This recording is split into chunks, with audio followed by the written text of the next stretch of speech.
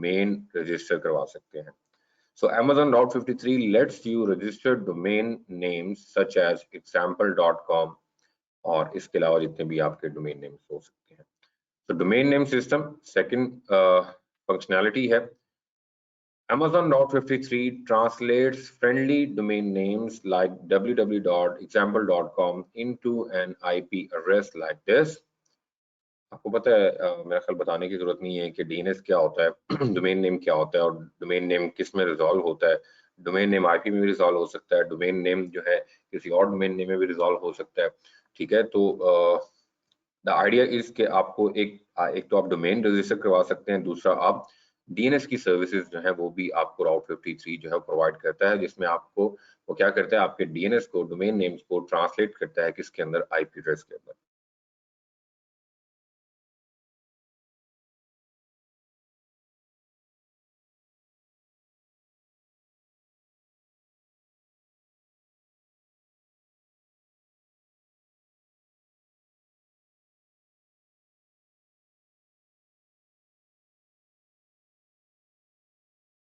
जी आवाज क्लियर है जी मेरी आपको?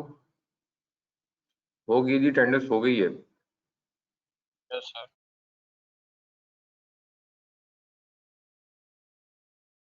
सर।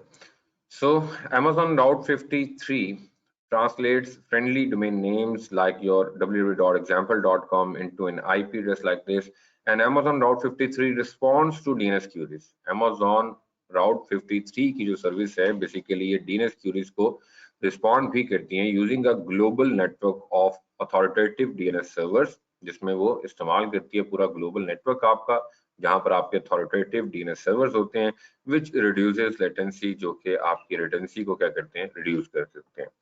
और तीसरा इम्पॉर्टेंट जो फंक्शन है राउट 53 के अंदर जैसी सर्विसेज के अंदर जो कि AWS आपको प्रोवाइड करता है, वो है हेल्थ चेकिंग का। याद करें कि मैंने यही फीचर जो है वो मैंने आपको फंक्शनैलिटी लोड बैलेंसर के अंदर भी दिखाई थी, हेल्थ चेक्स का। इसी तरीके से राउट 53 जो है वो भी बेसिकली ये फीचर रखता है, ये फंक्शन रखता है अपने अंदर हेल्थ चेकिंग का। तो Amazon Route 53 sends automated request. Route 53 क्या करता है, सेंड करता है ऑटोमेटेड। जब ऑटोमेटेड का मतलब आ जाएगा, इसका मतलब है वो खुद से इस चीज को सेंस कर सकता है, अपने से लिंक्ड चीजों को, उनकी हेल्थ को मॉनिटर कर सकता है। So Amazon Route 53 sends automated requests over the internet to your application to verify that is reachable, available and functional। मतलब आपका अगर फॉर एग्जांपल लोड बैलेंसर जो है वो अनहेल्दी है, लोड बैलेंसर जो अनहेल्दी है, या आपका राउट 53 डायरेक्टली जो है वो रिजॉल्व करता है आपके इंस्टेंस के आईपी के अंदर, तो इंस्टेंस भी जो है हो सकता है अनहेल्दी हो, तो इनकी हेल्थ, लोड बैलेंसर की हेल्थ, इन सबको राउट 53 जो है वो खुद से मैनेज कर सकता है, डिटेक्ट कर सकता है। ठीक है, so these are the main 3 functions of route 53। Route 53 के 3 इंपॉर्टेंट जो हैं वो मेन फंक्शंस हैं, and you can use any combination of these functions. और आप चाहें ये इनमें से कोई भी फंक्शन और इनका कॉम्बिनेशन जो है वो भी यूज कर सकते हैं। फॉर एग्जांपल हो सकता है कि आपकी डोमेन पहले से रजिस्टर हो, GoDaddy के अंदर हो या गूगल के अंदर हो, तो आप बाकी जो फंक्शनैलिटीज है वो इसकी यूज कर सकते हैं। तो लाजमी नहीं है कि आप डोमेन यहाँ पे रजिस्टर करवाएंगे तब भी आप बाकी जो इसके फंक्शंस हैं उनको यूज कर सकते हैं, ऐसा नहीं है। AWS आपको ये फ्लेक्सिबिलिटी देता है कि अगर आपकी पहले से डोमेन किसी और प्लेटफॉर्म के अंदर रजिस्टर्ड है तो आप उसको भी उसको यूज करते हुए राउट 53 की सर्विसेज को यूज कर सकते हैं। So you can use any combination of these functions. For example, you can use Amazon Route 53 as a both to your registrar, as a registrar भी इसको आप यूज कर सकते हैं, and your DNS service और DNS सर्विस के लिए भी इस्तेमाल कर सकते हैं। Or you can use Amazon Route 53 as the DNS service for a domain that you registered with another domain registrar। ये वो ही बात कर रहा है कि अगर आपकी डोमेन पहले से किसी और रजिस्ट्रार के साथ रजिस्टर्ड हुई है तब भी आप Amazon की राउट 53 की DNS की सर्विसेज को उस डोमेन के लिए भी इस्तेमाल कर सकते हैं। और ये बेसिकली जो है ना आपको सिंबल नजर आ रहा है जो राउट 53 की सर्विस के लिए हम यूज करते हैं। I hope this is clear to everyone. At least idea होना चाहिए, एक ओवरव्यू मैं अभी सिर्फ दे रहा हूँ राउट 53 का कि राउट 53 इन एक्चुअल में है क्या और क्या क्या फंक्शंस हैं जो AWS आपको राउट 53 जैसी सर्विसेज के अंदर प्रोवाइड करता है।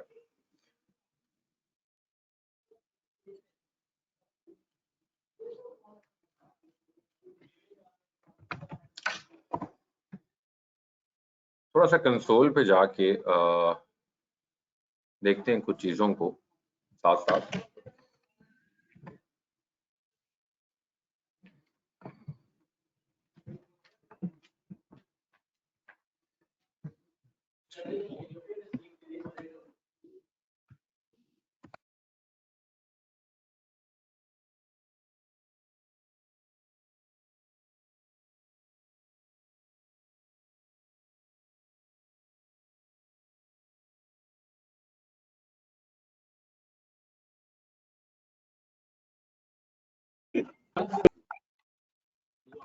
They're under these services.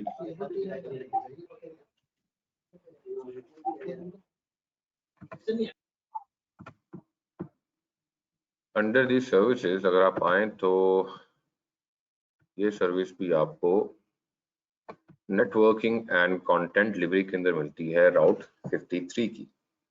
तो I will click on that राउट 53।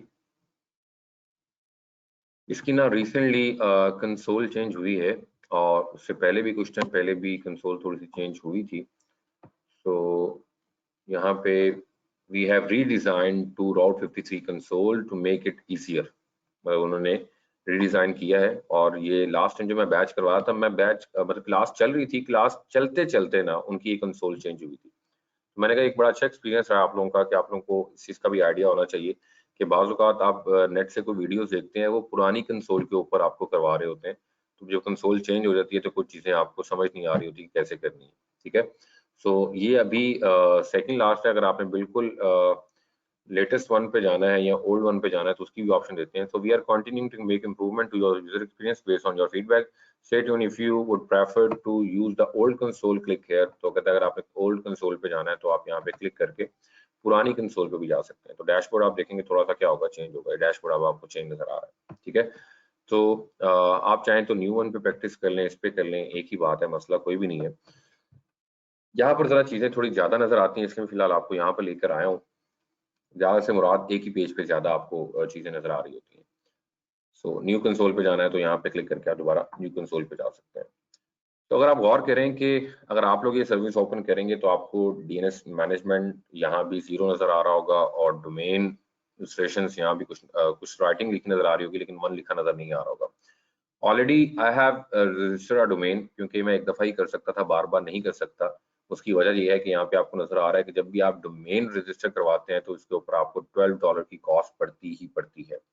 अच्छा, ये .com की है तो इस पे $12 है। अगर आप किसी .link की तरफ आ जाएं या किसी और हल्की फुल्की डोमेन की तरफ आए तो वहां पर आपको थोड़ी कॉस्ट कम भी पड़ जाती है। तो लिहाजा मैंने जो डोमेन रजिस्टर करवाई थी मैंने .link वाली करवा रही थी, क्योंकि मैंने तो सिर्फ लैब पर्पज के लिए की थी। तो इसलिए आप चाहें तो इसमें से सस्ती भी ढूंढ सकते हैं, लेकिन बिलिंग डेफिनेटली आपको डोमेन रजिस्टर करवाने पे पड़ती ही पड़ती है। तो .com की तरफ जाएंगे तो आपको $12 पड़ेगी ही पड़ेगी। ठीक है, तो आप ये चीजें देख लीजिएगा। अगर आप लोग प्रैक्टिस करना चाहते हैं और थोड़ी सी बिलिंग बेयर कर सकते हैं तो आप सर जी ये बिल्कुल ऐसा ही है, पर ईयर। तो अगर आप सपोर्ट कर सकते हैं तो आप बिल्कुल अपनी डोमेन रजिस्टर करवा सकते हैं, अगर आप इतना पे कर सकते हैं। नहीं पे कर सकते तो सिर्फ आप चीज़ों को देखिएगा, आप इसके ऊपर लैब नहीं कर सकेंगे अगर आप डोमेन रजिस्टर नहीं करवाते। सो कुछ लोग आइडिया ले लें, कुछ लोग अगर उनका हैंड्स ऑन है इन चीज़ों के ऊपर या उन्हें डेली लाइफ में ये काम करने पड़ते हैं अपनी इंडस्ट्री के अंदर या किसी कंपनी के अंदर, तो देख लें, वो लोग कर सकते हैं साथ साथ प्रैक्टिस अगर करना चाहें तो।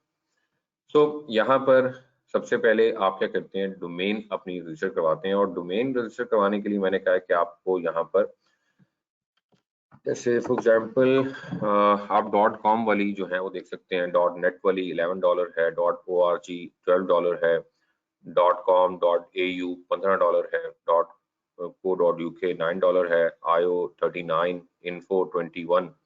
सो हर एक की प्राइस जो है वो आपको यहाँ पर क्या नजर आ रही है, डिफरेंट नजर आ रही है। जी बिल्कुल, ये बात तो मैंने पहले ही से ही की है कि आप अपनी एग्जिस्टिंग डोमेन जो है AWS के ऊपर ट्रांसफर कर सकते हैं। मैंने 2-3 दफा ये बात रिपीट की है, अभी दिखा भी देता हूँ आपको। तो यहाँ पर आपको हर तरह की जो है वो डोमेन्स नजर आ रही हैं। अब आपकी ये अपनी ऑप्शन है कि आप किसको चूज करना चाह रहे हैं। जी उसके भी $12 पड़ेंगे। अगर आप थर्ड पार्टी पे आपने GoDaddy में या गूगल पे आपने अगर डोमेन रजिस्टर करवाई हुई है, उसको आप राउट 53 की सर्विस को यूज करना चाहते हैं, तो जब आप यहाँ पर उसको रजिस्टर करवाएंगे तो डेफिनेटली आपको उसके ऊपर भी उतने ही डॉलर पड़ेंगे। जी कैसीनो $141, ठीक है। तो आप देख सकते हैं, आइडिया हो सकता है आपको कि जिस तरह की डोमेन्स हैं उस हिसाब से यहाँ पर आपको प्राइसिंग भी मिल रही है। सो मैं क्या कह रहा था, मैं ये कह रहा था कि फॉर एग्जांपल आप कहते हैं जी टेक्नोलॉजी,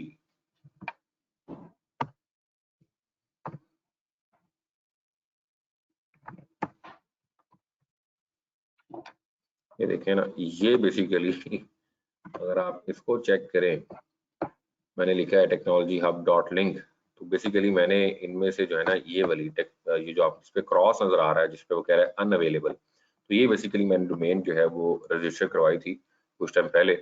ऑब्वियसली लैब पर्पज के लिए करवाई थी, तो मैंने कहा कम से कम कॉस्ट बियर करनी पड़े, तो उसके लिए मैंने जो है इसको $5 में जो है वो परचेज किया था, ठीक है। तकरीबन 800 850 रुपए बने थे वो।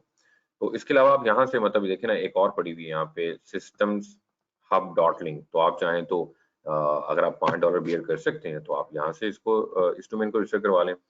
इससे सस्ती मुझे नहीं कोई नजर आई थी $5 से कम। तो यहाँ पे भी है technology hub solutions dot link, ये भी $5 में अवेलेबल है। तो मतलब मैं आपको एक वो रास्ता दिखा रहा हूँ कि अगर आप प्रैक्टिस भी करना चाहते हैं और $12 जो है वो स्पेंड नहीं करना चाहते, तो आप एटलीस्ट $5 से काम चला सकते हैं। और इसको आप बिल्कुल रजिस्टर करवाएं, उसके बाद थोड़ी सी अगर आप हैंड्स ऑन प्रैक्टिस करना चाहते हैं तो यू कैन डू दैट। तो $5 के अंदर इस टाइम दो अवेलेबल हैं इसके अंदर डॉट लिंक के अंदर। तो फर्स्ट कम फर्स्ट सर्विसेज की बेस पे जो बंदा पहले कर लेगा रजिस्टर उसको ये मिल जाएगी, अदरवाइज ये भी गायब हो जाएगी। उसके अलावा कोई और देख लीजिएगा, डॉट लिंक है, इसके अलावा और भी आप यहाँ पे फाइंड आउट कर सकते हैं, आपको डिफरेंट प्लान जो है इसके ऊपर मिल जाते हैं, ठीक है। तो डॉट लिंक डॉट लिमो तो खैर बहुत महंगी है।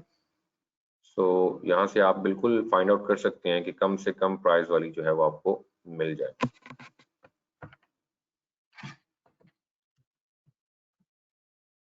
डॉट लिंक वाली $5 की है बस, और उसके अलावा तो मेरा ख्याल है कि सब ही महंगी है।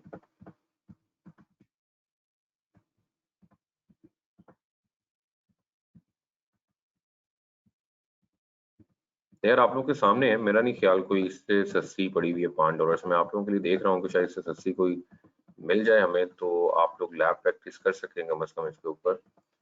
लेकिन but I don't think so कि $5 से इससे चीप मेरा ख्याल कोई भी नहीं है यहाँ पर।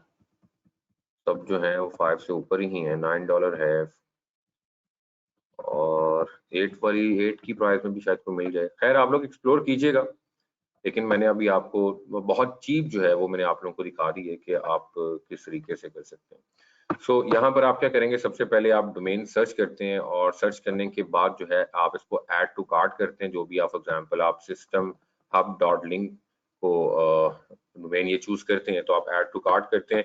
और उसके बाद थोड़ी सी पर्सनल इन्फॉर्मेशन जो आपको देनी पड़ती है, कॉन्टैक्ट डिटेल्स आपको देनी पड़ती हैं, और कॉन्टैक्ट डिटेल्स के बाद आपकी डोमेन जो है वो वेरीफाई होती है और परचेज हो जाती है। तो इसमें कुछ टाइम लगता है, घंटे भी लग सकते हैं कुछ, तो 24 आवर्स भी लग सकते हैं शायद। मैंने जब करवाई थी तो मैं रात को ही बैठा कर रहा था, लेकिन रात के टाइम वो नहीं हुई। तो फिर जो मैंने सुबह जब देखा, दोपहर के टाइम या शायद सुबह अर्ली मॉर्निंग देखा, तो तब तक वो रजिस्टर हो चुकी हुई थी, ठीक है। तो ये 3 स्टेप्स हैं जी डोमेन रजिस्टर करवाने के। I am not going to do that, मैं ये नहीं करूंगा क्योंकि already I have purchased a domain. जी रिकॉर्डिंग ऑन है, जी रिकॉर्डिंग ऑन है।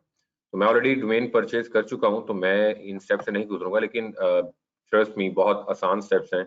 आपने डोमेन सर्च कर ली, ऐड टू कार्ट कर लिया, उसके बाद आप कॉन्टैक्ट डिटेल्स में जाएंगे, अपनी पर्सनल इन्फॉर्मेशन, अपना ईमेल, कॉन्टैक्ट नंबर और अपना रीजन पाकिस्तान, और जो कोड शोड है वो सारा कुछ आप लिखेंगे, और उसके बाद वो आपकी डोमेन को खुद बाकी सारे स्टेप्स आगे डीएनएस तक कैसे पहुंचाना है, और सारा रिकॉर्ड जो है वो सारा खुद ब खुद ऑटोमेटिकली एडब्ल्यूएस खुद करता है अपने बिहाफ पे, ठीक है। इससे ज्यादा आपको कुछ भी नहीं करना पड़ता डोमेन रजिस्टर करवाने के लिए, ठीक है। तो दीज आर द स्टेप जो आपके लिए हेल्पफुल है डोमेन को रजिस्टर करवाने के अंदर। तो जो लोग करना चाहते हैं जी बिल्कुल जरूर कीजिएगा, अच्छी प्रैक्टिस है। एनी हाउ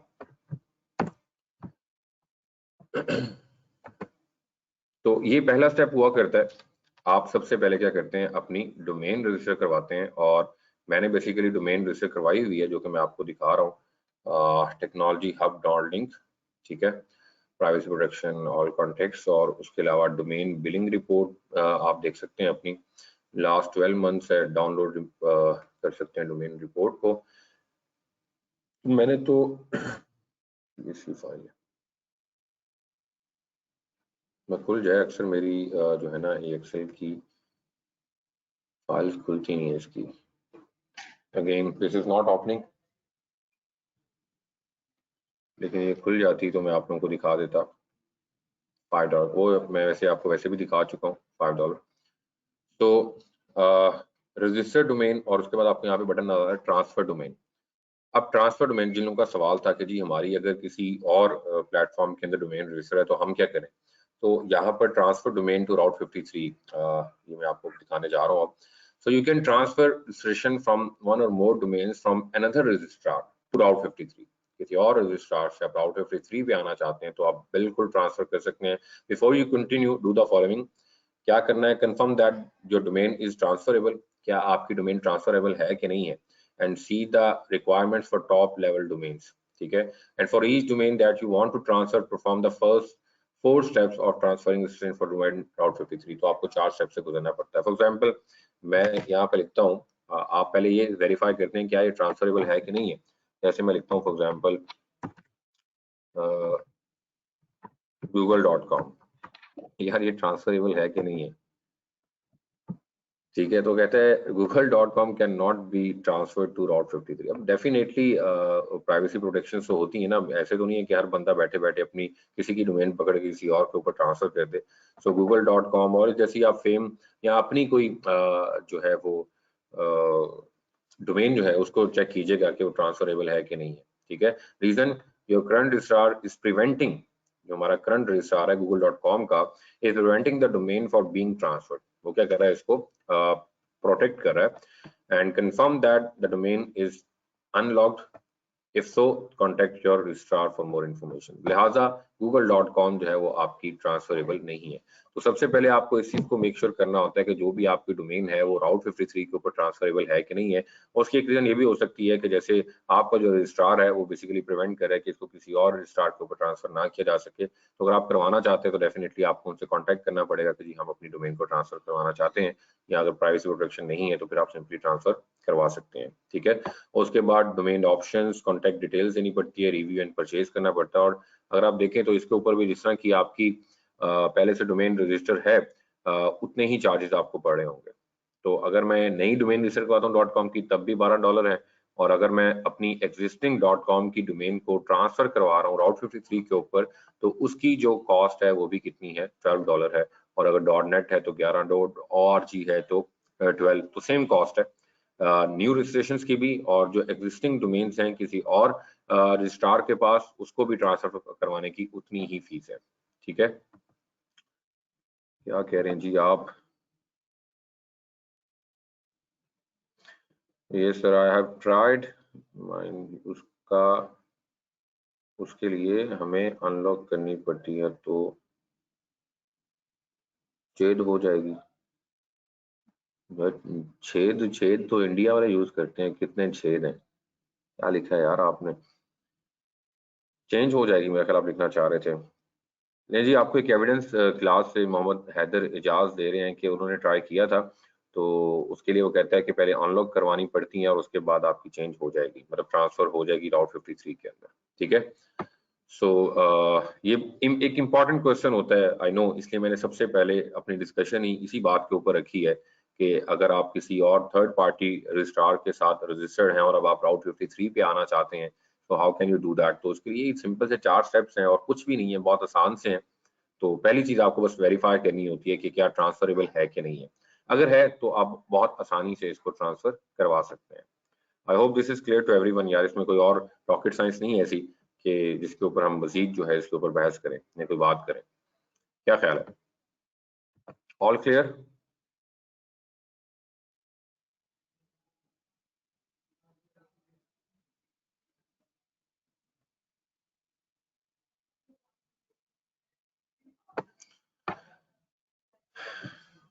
सो 3 ऑप्शंस आपके सामने हैं यहाँ पर। और ये आपको बेसिकली नजर आ रही हैं अंडर द डोमेन्स। या तो आप रजिस्टर करवाना चाहते हैं डोमेन्स को, रजिस्टर करवा लें, ट्रांसफर करवाना चाहते हैं ट्रांसफर करवा लें, और बिलिंग शिलिंग देखना चाहते हैं तो बिलिंग शिलिंग देख लें। और यहाँ पर जब आप फर्स्ट टाइम डोमेन रजिस्टर करवाएंगे ना, आप रजिस्टर डोमेन पे जाते हैं और डोमेन सेलेक्ट करते हैं, उसको रजिस्टर करवाते हैं, तो यहाँ पे आपने पेंडिंग रिक्वेस्ट आ रही होती है। तो जब तक वो पेंडिंग पे होती है तब तक आप समझें अभी तक रजिस्टर नहीं हुई सही तरीके से। और जब इस पेंडिंग लिस्ट से निकल जाती है ना, तो उसके बाद वो डेफिनेटली इसका मतलब होता है कि वो क्या हो चुकी है, रजिस्टर्ड हो चुकी है। तो सबसे पहला स्टेप, सबसे इंपॉर्टेंट स्टेप जो अभी आप लोगों को जो मैं पोर्शन दिखा रहा हूँ डोमेन्स का दिखा रहा हूँ, और डोमेन्स के अंदर मैंने दो बातें बताई हैं अभी तक कि डोमेन को रजिस्टर्ड कैसे करना है और डोमेन को ट्रांसफर कैसे करना है, ठीक है। और जब आप रजिस्टर करवाते हैं या ट्रांसफर करवाते हैं तो उसका स्टेटस आपको पेंडिंग नजर आ रहा हो, तो इसका मतलब समझिएगा कि अभी तक वो ट्रांसफर नहीं हुई, अभी तक वो रजिस्टर्ड नहीं हुई। और वंस इट्स डन, जब वो हो जाती है तो पेंडिंग से उसकी जो पेंडिंग रिक्वेस्ट से यहाँ पे जो भी पेंडिंग वो आपका डोमेन नेम आ रहा होता है वो यहाँ से निकल जाता है, तो उसका मतलब वो रजिस्टर्ड हो चुकी हुई है। नहीं यार, ये तो थोड़ा सा एक हाई लेवल इंट्रोडक्शन था जहाँ पे मैंने दो इंपॉर्टेंट स्टेप बेसिकली आप लोगों को बताया कि डोमेन को रजिस्टर कैसे करना है और ट्रांसफर कैसे करना है। डोमेन को दूसरे रजिस्ट्रार से AWS के ऊपर .53 के ऊपर ट्रांसफर कैसे करना है। अच्छा जी, सो Amazon .53 is a managed DNS system, managed service है Route 53 AWS की।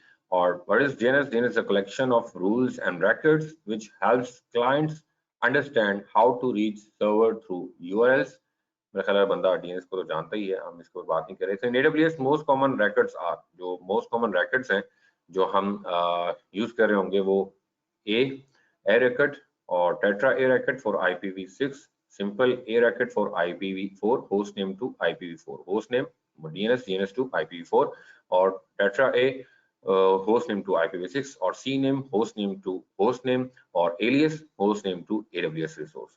तो जब host name to AWS resource है, और एक नई चीज शायद कुछ लोगों को नजर आ रही है, एलियस, दैट मींस कि ये AWS की अपनी प्रोप्राइटरी है, ये अपना AWS का खुद डिफाइन करता है कि आप किसी भी होस्ट नेम को AWS रिसोर्स के अंदर क्या कर सकते हैं, ट्रांसलेट कर सकते हैं। फॉर एग्जांपल जैसे आप अपने DNS को, या इनफैक्ट ये मैं आपको कुछ चीजें करके दिखाऊंगा अभी practically. Let me take the console again, और उसके अंदर आप डैशबोर्ड पे आते हैं, और डैशबोर्ड के अंदर आप होस्टेड जोन के अंदर आते हैं, और होस्टेड जोन के अंदर आप क्लिक करते हैं technologyhub.link। और यहाँ पर इंपॉर्टेंट चीज क्या है कि सबसे पहले आप क्या करना चाहते हैं, एक रेकॉर्ड क्रिएट करना चाहते हैं, क्रिएट द रेकॉर्ड सेट। जब आप क्रिएट द रेकॉर्ड सेट के ऊपर आते हैं, क्रिएट द रेकॉर्ड सेट के ऊपर आते हैं, तो यहाँ से आप क्या कर सकते हैं, यहाँ से आप नेम रखते हैं। फॉर एग्जाम्पल आप दो रेकॉर्ड क्रिएट करते हैं, एक आप करते हैं www.technologyhub.link, और टाइप जो है यहाँ से अगर आप देखें तो ये बेसिकली वो कॉमन यूजेस हैं रेकॉर्ड सेट के, जहाँ पर आप ए रेकॉर्ड और सी नेम और टेट्रा ए, और नीचे आपको एलियस की ऑप्शन नजर आ रही है, यहाँ पर एलियस यूज करना है कि नहीं करना। तो इस तरीके से आप क्या कर सकते हैं, रैकेट क्रिएट कर सकते हैं। अगर आप एलियस पे क्लिक करते हैं तो यहाँ पर बेसिकली आप देखें कि यहाँ पर आप AWS के रिसोर्सेज जो हैं डायरेक्टली उनके साथ क्या कर सकते हैं, इसको ट्रांसलेट कर सकते हैं। तो यहीं पे वो ये बात कर रहा था।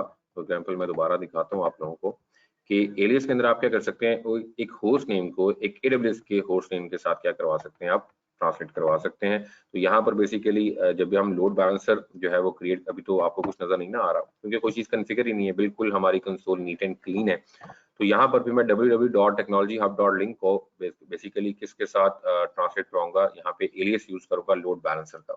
तो जब भी कोई आएगा www.technologyhub.link पे, तो बेसिकली वो ट्रांसलेट होगा किसके, मेरे लोड बैलेंसर के होस्ट नेम के ऊपर, और फिर वहां से मेरी ट्रैफिक जो है आगे से इंस्टांसेस के ऊपर क्या होगी, इवनली डिस्ट्रीब्यूट होगी। सो एलियस की ऑप्शन भी है, और हमारे पास बाकी जो ए रैकेट्स की टाइप, जो टाइप्स हैं रैकेट सेट्स की टाइप्स हैं, जिसमें ए नेम मैंने बताया आपको, इसको हम यूज करेंगे, मोस्टली हम इसको यूज करेंगे या सी नेम को यूज करेंगे।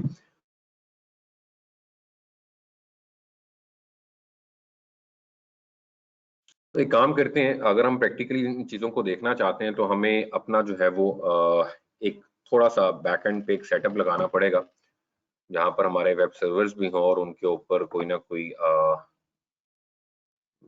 वेबसाइट जो है वो भी रन हो रही हो, ताकि हम यहाँ पर रिकॉर्ड्स क्रिएट करें और उनको हम अपनी डोमेन के थ्रू क्या कर रहे हो, एक्सेस कर रहे हो। ठीक है, तो ये काम करने के लिए इन चीज़ों को प्रैक्टिकली देखने के लिए हमें थोड़ा सा लैब से हैंड ऑन करना पड़ेगा, लेकिन उससे पहले चले पहले कर लेते हैं, उसके बाद ये चीज़ें मैं आप लोगों को दिखाता हूँ।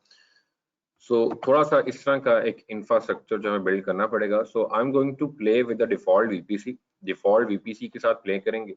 2 इंस्टांसेस जो हैं वो हम लॉन्च करेंगे, या अगर आप चाहते हैं तो आप कस्टम वीपीसी से दोबारा से आप चाहते हैं कि यार सर एक दफ़ा दोबारा वो रिपीट हो जाएगा, तो आप वो कर लें, तो वैसा भी किया जा सकता है। क्या ख्याल है कि मतलब एक पब्लिक सबनेट बना लिया जाए, एक राउट टेबल बना लिया जाए, और मतलब उस तरीके से हम डिटेल में वो वीपीसी का सारा सेटअप तो नहीं बिल्ड करेंगे, लेकिन एक कस्टम वीपीसी बनाकर और उसके अंदर एक पब्लिक सबनेट बनाकर उसके अंदर 2 डिफरेंट अवेलेबिलिटी जोन्स के अंदर 2 पब्लिक सबनेट बना के उसके अंदर हम 2 डिफरेंट इंस्टांसेस जो है वो लॉन्च कर लेंगे और साथ एक लोड बैलेंसर जो है उसको अटैच कर लेंगे।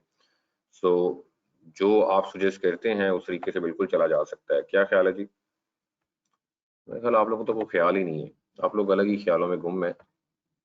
तो मैं खुद ही कर देता हूँ बजाय इसके कि मैं आप लोगों से पूछूं, क्योंकि आप लोग आज खामोश खामोश हैं।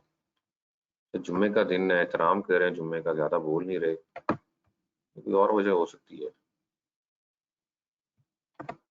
नहीं सर, यही वजह है। क्या क्या वजह है? एक जुम्मा है और ऊपर से आज आखिरी दिन है ट्रेनिंग का, तो हम उदास हैं कुछ। हम 4 साल यूनिवर्सिटी में पढ़ के एक आंसू नहीं निकला आप लोगों के मुंह से और आंखों से, और 5 दिन का सेशन लेके आप लोग रोने धोने पे आ गए। ना मस्के लगाए मुझे, नहीं लगने मुझे मस्के। और सर यकीन करें, 16 साल पढ़ के तो बंदे को कुछ आता नहीं है। यही है प्रैक्टिकल लाइफ, जो बंदा कोई काम सीख ले तो काम आती है बाद में। तुमने महफिल लूट ली आज। बहुत लोग तुम्हारे आशिक हो जाएंगे इस बात के ऊपर, सर तुम्हें पता ही लेवल लेवल हो गया, लेवल बटर वाला तो लेवल हो गया एंड। नहीं। बिल्कुल ऐसे ही। यार एक डेमो वीपीसी क्रिएट कर लें। ये काम हम इसलिए कर रहे हैं कि यार आप लोगों की एक दफा फिर प्रैक्टिस हो जाए। तो उस डेमो वीपीसी के अंदर आप एक बल्कि 2 पब्लिक सबनेट्स जो है, पब्लिक सबनेट के, और इसको आप रख लें एबिलिटीज ऑन 1A के अंदर और 0.0.0/24 दे दें इसको। सेम वही प्रैक्टिस है जी जो हमने कल की थी। एक और ऐड करना है सबनेट, एक और ऐड कर लें, आपकी मर्जी है।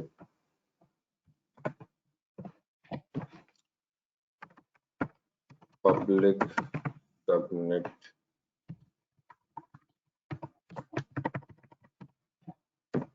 बी और एबिलिटीज ऑन 1B, और साइडर ब्लॉक इसके लिए 10.0.1.0/24, और ये हम सबनेट क्या कर लेते हैं जी, क्रिएट कर लेते हैं। अच्छा जी, आउट टेबल्स पे आ जाते हैं। तो आप चाहें तो मेन राउट टेबल के साथ भी प्ले कर सकते हैं, और अगर बिल्कुल उसी फ्लो पे चलना है कोई मसला नहीं है। आप अपना पब्लिक राउट टेबल बना लें, उसको डेमो वीपीसी के साथ एसोसिएट कर दें, क्रिएट कर दें। क्रिएट करने के बाद इसी राउट टेबल के साथ अपने सबनेट्स जो है उनको एसोसिएट कर दें, जो आपके पब्लिक सबनेट्स हैं तो ये भी आपने क्रिएट किए। मतलब अभी वो मेन रूट टेबल में है ना, तो मेन रूट टेबल से निकाल के आप उनको एसोसिएट करेंगे किसके साथ, पब्लिक राउट टेबल के साथ। और फिर ऑब्वियसली इसके लिए आपको IGW भी चाहिए।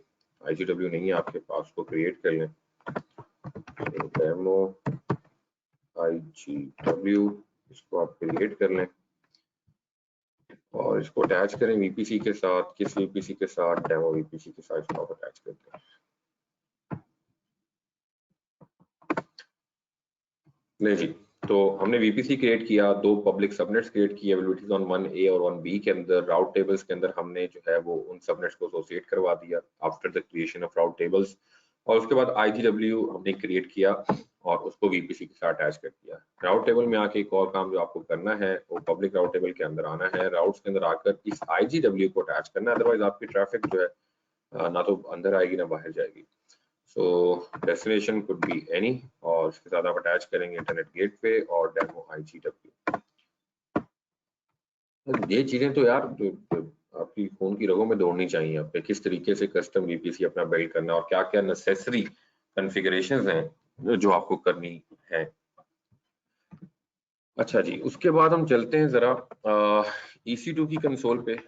एक दो इंस्टांसेस जो है वो लॉन्च करते हैं। लोड बैलेंसर जो है वो हमें डेफिनेटली लॉन्च करना है। तो पहले इंस्टेंस लॉन्च करते हैं। Right now we don't have any instance, कोई इंस्टेंस नहीं है जी हमारे पास। एक इंस्टेंस लॉन्च करते हैं। We need to select an AMI और कॉन्फ़िगर इंस्टेंस डिटेल, और यहाँ पर आप सेलेक्ट करेंगे डेमो VPC और पब्लिक सबनेट A, और ऑप्शन डिसेबल है, उसका तरीका मैंने बताया था, यहाँ से इनेबल कर लें या अदरवाइज वापस जाएं, सबनेट्स के अंदर जाएं और पब्लिक सबनेट A के ऊपर क्लिक करें, मॉडिफाई करें ऑटो साइन पब्लिक IP, उसको इनेबल कर दें यहाँ से, ताकि आपको बार बार ना करना पड़ेगा। और यही काम आप पब्लिक सबनेट B के लिए भी कर सकते हैं, ठीक है। तो यहाँ पर इसको भी असाइन कर दें, दोनों के ऊपर आपने IPv4 को इनेबल कर दिया, पब्लिक IP को। रिफ्रेश करें, वो खुद ब खुद इनेबल हो चुका है। So demo VPC public subnet A EUS1A और ये इनेबल है। और इनेबल होने के बाद मैं क्या चाहता हूँ, चलिए हम इसके ऊपर EC2 यूजर डाटा भी रन कर सकते हैं, बाद में हम इसको एज अ वेब सर्वर भी जो है वो करवा सकते हैं। या हम एक काम करते हैं,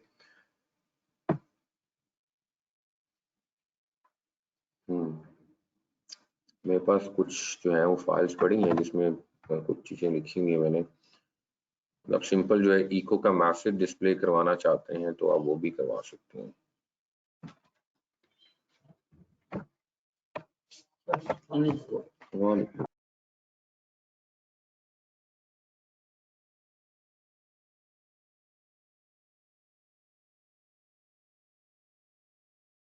लेयर ये मैं यहाँ से एक user data EC2 user data script, मतलब आइडिया इसके वो काम तो आपने बार बार कर लिया है कि किस तरीके से आप HTML का कोड राइट करते हैं, तो यूजर डाटा स्क्रिप्ट की एक दफा रिवीजन हो जाएगी आप लोगों की। तो ये काम आइडिया है आप लोगों को, हम कर चुके हैं, तो बिल्कुल वही काम जो है वो मैं करने जा रहा हूँ यहाँ पर। सो कॉपी करते हैं जी इसको, और कॉपी करने के बाद थोड़ा सा इसको मैं चेंज करूंगा ताकि दो डिफरेंट इंस्टांसेस के ऊपर जो है इसको डिस्टिंग्विश किया जा सके। और यहाँ पे मैं लिखूंगा हेलो वर्ल्ड फ्रॉम US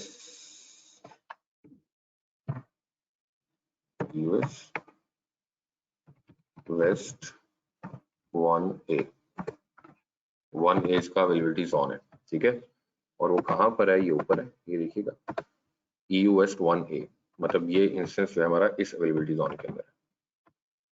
और इसीलिए मैंने यहाँ पे ये जो इको करवा रहा हूँ मैसेज, वो बेसिकली ये करवा रहा हूँ, hello world from US East 1A. All right, so next add storage. We are good with the storage or tags. So this is our, simply we say web server example 1A, क्योंकि availability on 1A के अंदर है। security groups के अंदर you can say HTTP, allow HTTP and HTTPS traffic, और existing security group तो कोई भी नहीं था, हमने छोड़ा, तो वेब सिक्योरिटी ग्रुप। तो चीजों को मैनिपुलेट आपने खुद करना होता है, ठीक है, वो आप लोगों को खुद ही करना चाहिए। तो वी हैव मल्टीपल कीज, तो आई कैन सिलेक्ट माय 19, ठीक है, launch this instance.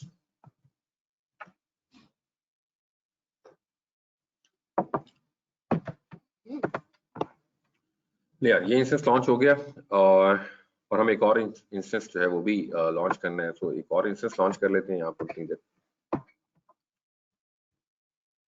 Instance type बिल्कुल ठीक है। अब अगेन डेमो VPC होगा, लेकिन पब्लिक सबनेट B होगा, और पब्लिक IP जो है वो हमारा ऑटो साइन है। यहाँ पे हमें सेम स्क्रिप्ट दोबारा रन करना है, लेकिन अब के बार hello world from EU request 1b, ठीक है, ताकि मैसेज प्रॉम्प्ट हो तो मुझे पता चले कि ये मेरा अवेलेबिलिटी जोन 1b से मेरा ये इंस्टेंस है, ठीक है। सो बल्कि काम करते हैं यहाँ पे, एक होल्ड ऑन करते हैं 1 मिनट के लिए और तब तक उसको देख लेते हैं कि हमारा स्क्रिप्ट जो है वो सही रन कर रहा है कि नहीं कर रहा, बजाय इसके कि मैं इसको भी लॉन्च कर बैठूं और बाद में स्क्रिप्ट में कोई इशू ना आ रहा हो। तो इसको टेस्ट कर लिया करता हूँ मैं अक्सर, कभी कभी ऐसे इशू आ जाता होता है, इसका दिल करता है। तो यहाँ से इसका पब्लिक आईपी पकड़ते हैं और पहले सेम ब्राउजर पे ट्राई कर लेते हैं।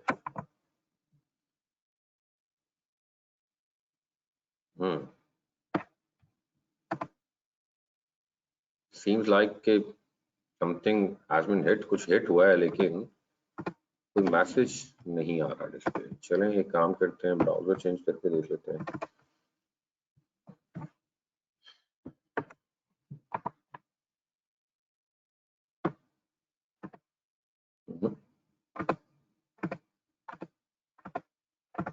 अच्छा, इसकी वेरिफिकेशन आप इस तरीके से भी कर सकते हैं कि मसला कहाँ पर है। इस इंस्टेंस को ऐसे सर्च करते हैं पहले,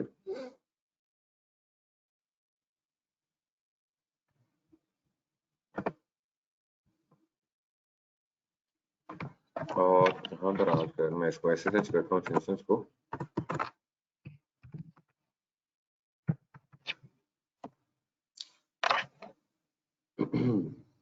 और की इसकी मैंने कहा पुरानी थी, खैर हम कर लेते हैं chmod 400 और नई 19 थी इसकी notpem chmod और ssh-i my 19.pem ec2 -user@ public IP ले आते हैं और उठा के इंस्टेंस का पब्लिक आईपी ले आते हैं।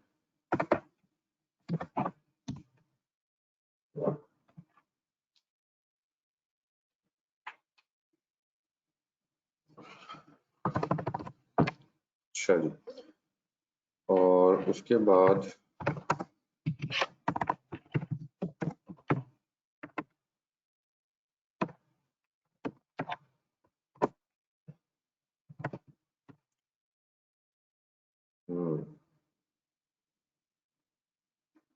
localhost 80 we can't see anything, that means कि यार हमारा वो स्क्रिप्ट जो है वो कुछ बेहतर तरीके से नहीं चला, इसलिए मैं रुक गया था कि इसको पहले वेरीफाई कर लीजिए। शायद कोई फाइल मैंने चेंज ना करती हो मसला और मैंने नई फाइल बना ली हो। So let me check. सब में ना गंद बहुत मच गया डेस्कटॉप में क्लास से लेके। हाँ मेरे ख्याल मैंने अपडेट किया था इसको। ऑलराइट, अच्छा यार ये स्क्रिप्ट है, इसमें बेसिकली क्या होगा, ये उसका अवेलेबिलिटी जोन जो है ना मैंने चेंज किया था, मुझे याद आ गया कि ये बेसिकली मेटा डाटा है, डाटा अबाउट डाटा EC2 की डिटेल्स आप इसके अंदर जो है ना वो इस स्क्रिप्ट के थ्रू एक्सेस कर सकते हैं। तो एक वेरिएबल है EC2/अवेलेबिलिटी जोन, तो बेसिकली ये 169.254 और 169.254 latest slash Meta data placement availability zone, ये बेसिकली इसका अवेलेबिलिटी जोन पिक करेगा और पिक करने के बाद जो है बेसिकली स्क्रीन के ऊपर हेलो वर्ल्ड भी डिस्प्ले होगा, उसका प्राइवेट आईपी जो है वो भी डिस्प्ले होगा और उसका अवेलेबिलिटी जोन जो है वो भी डिस्प्ले होगा। तो instead of running that script हम इसको रन कर लेते हैं, ठीक है। तो जो दूसरा मैं इंस्टेंस लॉन्च कर रहा था उसके ऊपर इसको ट्राई कर लेते हैं पहले, ताकि हम एक अल्टीमेट कंक्लूजन जो है उसके ऊपर पहुंच जाए। तो I am not going to write this script, मेरा ख्याल है यहाँ पे एक स्पेस भी थी, उसकी वजह से ना काम खराब हो गया हो, कोई पता नहीं, लिख लेते हैं इसको बाद में, इसको पेस्ट करते हैं। ऑलराइट, और storage head tag name and then this is our web server 1b। Security group के अंदर हमने HTTP अलाउ कर दें, HTTPS अलाउ कर दें, फाइंड AVU लॉन्च की इसके लिए नई क्रिएट कर लेते हैं। आज क्या है, my21.pem।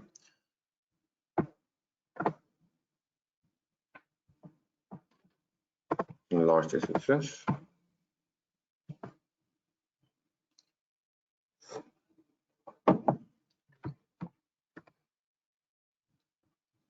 Okay, this is web server 1B जो कि अवेलेबिलिटीज ऑन बी के साथ, उस अवेलेबिलिटीज ऑन बी के अंदर हमने लॉन्च किया है। तो इसको जरा हम रनिंग स्टेट में देख लें, उसके बाद इसका आईपी हिट करते हैं।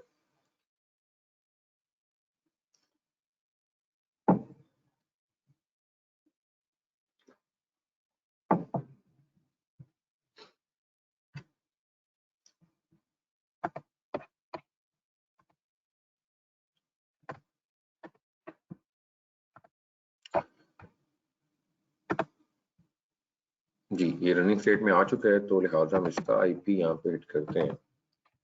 Let's see what happened.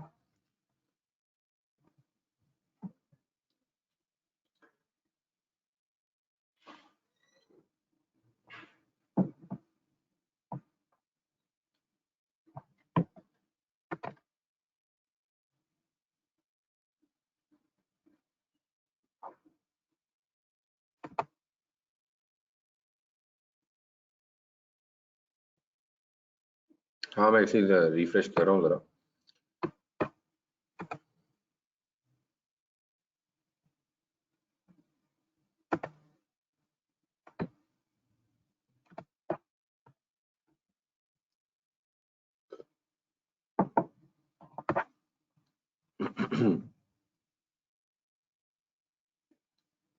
कोई बात नहीं, हमने दोनों लॉक किए हुए हैं यार, HTTP HTTPS दोनों लॉक किए हुए हैं, कोई मसला नहीं है जी। Now you can see hello world from IP, ये उसका प्राइवेट IP भी उठा लाया और उसका जो अवेलेबिलिटीज ऑन है EU West 1B वो भी पिक करके ले आया। ठीक है, so instead of running the other script, हम यही स्क्रिप्ट जो है वो दूसरे इंस्टेंस के ऊपर भी रन करेंगे, लेकिन उससे पहले हमें वो इंस्टेंस जो है वो टर्मिनेट करना पड़ेगा। पहले कर देते हैं ताकि हमारी कंसोल क्लियर रहे। तो पहले जो मैंने इंस्टेंस, क्योंकि EC2 जो है यूजर डाटा, वो बाद में आप रन नहीं कर सकते, वो जब फर्स्ट टाइम जब आप लॉन्च करते हैं, जो मैंने आप लोगों को बातें पढ़ाई थी उसी वक्त ही आप कर सकते हैं। सो let me launch this instance again, ताकि इसके ऊपर हम वो सेम स्क्रिप्ट जो है वो रन कर सकें। सो configure instance detail और again demo VPC and public subnet A, abilities on 1A, IP जो है public IP enable है, और उसके बाद I want to run the same script over here. Let me copy it and I will paste it over here. तो ये मैं as it is आपको स्क्रिप्ट भेज दूंगा, आप लोग भी इसके ऊपर प्रैक्टिस करना चाहें बिल्कुल कर सकते हैं। तो tag, the same tag I am going to use, और अगर वो लॉन्च वो अगर टर्मिनेट हो चुका है बिल्कुल, तो web server 1A security group, इसके लिए हमने एक सिक्योरिटी ग्रुप कॉन्फ़िगर किया था, वेब सिक्योरिटी ग्रुप 1A, वही अटैच कर देते हैं इसके साथ, जिसके अंदर HTTP और HTTP, सिर्फ HTTP इनेबल है। ऑलराइट, तो इसको हम चलें ऐड कर लेंगे बाद में। लॉन्च करते हैं जी, और मैं 19 इसके लिए की यूज कर लेते हैं, पुरानी वाली। IP6 के लिए वो यार बाय डिफॉल्ट उठा लेता होता है ना, तो आप चाहें तो उसको रिमूव कर सकते हैं। एक आप सिक्योरिटी ग्रुप में जाएं और तब तक इसको जरा हम चेंज कर लें, इनबाउंड रूल्स को एडिट कर लें। ये IPv6 के लिए आप चाहें तो उसको रिमूव कर दें, कोई मसला नहीं है। अच्छा, HTTPS उस वक्त हमें नजर नहीं आया, लेकिन अब नजर आ रहा है। ठीक है, HTTPS भी इनेबल है इसके ऊपर, और HTTP ले आपकी जब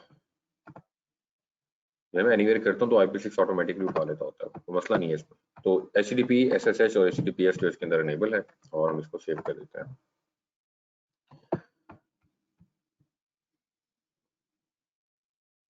जी मैं कर देता हूँ साथ में, बिल्कुल। अभी आप करना चाह रहे हैं तो मैं व्हाट्सएप ग्रुप पे यार अभी नहीं कर सकता, मैं आपको क्योंकि मेरे सिस्टम के अंदर है, मैं अभी इनबॉक्स के अंदर कर सकता हूँ आपको, यहाँ पर गो टू मीटिंग के इनबॉक्स में। चलिए मैं इधर कर देता हूँ, नो इशू। और आप साथ साथ प्रैक्टिस कर रहे हैं तो कोई बात नहीं, आप ये स्क्रिप्ट यूज करें। नहीं जी, मैंने स्क्रिप्ट इधर आपको इनबॉक्स में सेंड कर दिया। तो we have two instance 1A and 1B, और A को एक दफा दोबारा से वेरीफाई कर लेते हैं। इसका हम पब्लिक IP ग्रैब करते हैं और ब्राउजर पे आते हैं, और this should be in 1A, ये अवेलेबिलिटीज ऑन 1A के अंदर होना चाहिए और ये 1A के अंदर है, ठीक है। सो आई हैव 2 इंस्टांसेस जो कि रनिंग है इस टाइम, एक EU West 1A के अंदर और दूसरा जो है वो बता रहा है कि EU West 1B के अंदर है, जो कि आइलैंड का रीजन है, ठीक है। चलें, हमारे इंस्टेंस भी अप एंड रनिंग है और अब एक काम करते हैं, पहले सिंपली इनके साथ ना पहले हम लोड बैलेंसर जो है ना उसको भी अटैच कर देते हैं। तो लोड बैलेंसर नहीं है, क्रिएट करना है हमें और हम क्लासिक लोड बैलेंसर क्रिएट करते हैं और इसका नाम हम क्लासिक लोड बैलेंसर ही रख देते हैं और we are okay with the listener configurations, fine. और सिक्योरिटी ग्रुप के अंदर हम ग्रुप क्रिएट कर चुके हैं, create the new security group classic load balancer hyphen security group, और इसके अंदर हमने बेसिकली अलाउ करवाना है किसको, HTTP को, ठीक है। चाहे तो HTTPS भी ऐड करवा दें, fine. Not secure, fine. Health checks, we are fine. EC2 instances, ओहो यार, ये हमने डिफॉल्ट VPC के अंदर करते जा रहे हैं, इसलिए वो कह रहा है कोई इंस्टेंस नहीं है। तो हमें वापस आना पड़ेगा यहाँ पर और यहाँ से डेमो VPC सेलेक्ट करना पड़ेगा, ऑलराइट, डेमो VPC। तो let me do that again. यहाँ पे डेमो VPC के अंदर इसको लॉन्च करना है। तो classic load balancer and demo VPC, select subnets, क्योंकि अब कस्टम VPC है तो कहता है किन किन सबनेट्स के साथ इसको करना है, तो मैं दोनों एजीज दोनों अवेलेबिलिटी जोन्स और सबनेट्स इसके अंदर ऐड कर रहा हूँ, ठीक है। सो डेमो VPC और EU West 1A और EU West 1B इन दोनों के साथ मैं करना चाह रहा हूँ, इसको अटैच करना चाह रहा हूँ।